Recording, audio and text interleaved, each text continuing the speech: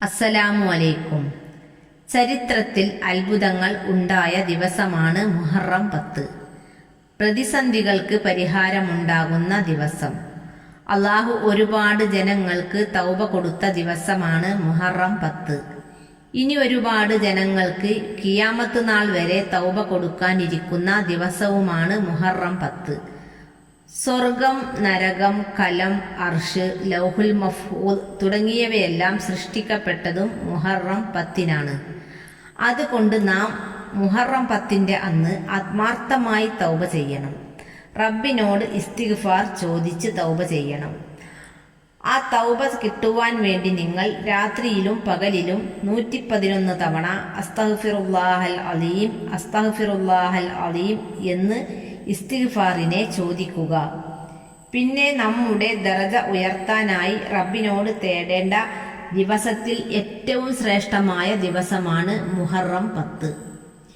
ഇനിയുള്ളൊരു വർഷം നിങ്ങൾക്ക് ഒരു പ്രയാസവും വരാതിരിക്കാൻ മുഹറം 10-ന്റെ അന്ന് ഹസ്ബി അല്ലാഹു നിഅമൽ വക്കീൽ, നിഅമൽ മൗലാ വ നിഅമൻ നസീർ എന്ന ഈ ദിക്ർ 70 വട്ടം ചൊല്ലിയാൽ ആ ഒരു വർഷം നിങ്ങൾക്ക് യാതൊരു വിധ ഷെറും ഏൽക്കുകയില്ല, ഒരു പ്രയാസവും നമുക്ക് വരികയുമില്ല. ഈ മുഹറം 10-നെ അൽ അസ്റത്തുൽ മുൻജിയ, രക്ഷപ്പെടുത്തുന്നത് എന്നാണ് പറയപ്പെടുന്നത്. ലോക ചരിത്രത്തിൽ ഇങ്ങനെയൊരു ദിവസം വേറെയില്ല.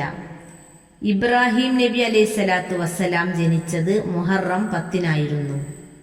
അതുപോലെ ദുൽഹിജ്ജ 1-ന് മത്സ്യത്തിന്റെ വയറ്റിൽ അകപ്പെട്ട സയ്യിദുന യൂനുസ് നബി അലൈഹിസ്സലാത്തു വസ്സലാം മത്സ്യത്തിന്റെ വയറിനുള്ളിൽ നിന്ന് പുറത്തു വന്നത് മുഹറം 10-നായിരുന്നു.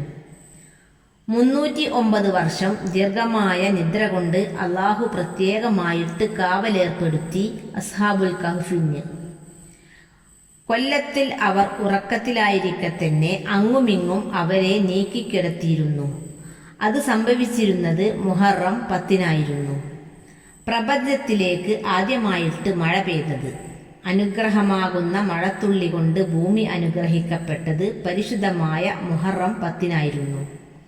യൂസുഫ് നബി അലൈഹിസ്സലാത്തു വസ്സലാം തന്റെ സഹോദരന്മാർ വൈരാഗ്യ ബുദ്ധിയോടെ കിണറ്റിലേക്കെറിഞ്ഞ് ആ കിണറ്റിൽ നിന്ന് യൂസുഫ് അലൈഹിസ്സലാത്തു വസ്സലാം രക്ഷപ്പെടുന്നത് മുഹറം 10-നാണ്.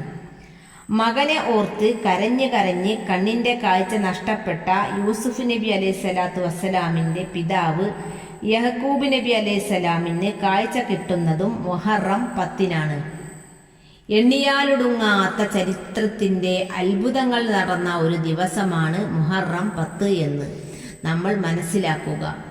9-നും 10-നും വളരെ പ്രാധാന്യത്തോടു കൂടെ നോമ്പ് നോൽക്കാൻ നാം ശ്രദ്ധിക്കുക. അന്നത്തെ ദിവസം കുടുംബങ്ങൾക്ക് നല്ല ഭക്ഷണം കൊടുത്ത് അവരെ സന്തോഷിപ്പിക്കുക. യാ ഹയ്യു യാ ഖയ്യൂം ബിറഹ്മതിക അസ്തഈസ് എന്ന ദിക്ർ നാം അധികരിപ്പിക്കുക. അന്നത്തെ ദിവസം പ്രത്യേകമായി ദുആ ചെയ്യാൻ ശ്രദ്ധിക്കുക.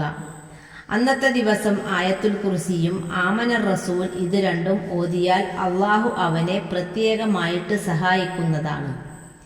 പിന്നെ ലാ ഇലാഹ ഇല്ലല്ലാഹ്, ലാ ഇലാഹ ഇല്ലാ അൻത സുബ്ഹാനക ഇന്നി കുൻതു മിനൽ ളാലിമീൻ എന്ന ദിക്ർ ആവർത്തിച്ചു ചൊല്ലുക. ഈ ദിക്ർ ആവർത്തിച്ചു ചൊല്ലി ദുആ ചെയ്താൽ എന്തായാലും അവന് ഉത്തരം കിട്ടിയിരിക്കുമെന്ന് മുത്തുനബി പറയുന്നുണ്ട്. പിന്നെ ധാരാളമായിട്ട് ദുആ ചെയ്യുക. മുത്തുനബി സല്ലല്ലാഹു അലൈഹി വസല്ലമയുടെ പേരിൽ സ്വലാത്ത് അധികരിപ്പിക്കുക, സ്വദഖ ചെയ്യുക, പിന്നെ തസ്ബീഹ് നിസ്കരിക്കുക, അസ്തഗ്ഫിറുല്ലാഹൽ അലീം എന്ന ദിക്ർ അധികരിപ്പിക്കുക. ഇത്തരം കാര്യങ്ങളിലൂടെ മുഹറം 9-ഉം 10-ഉം ഹയാത്താക്കുക.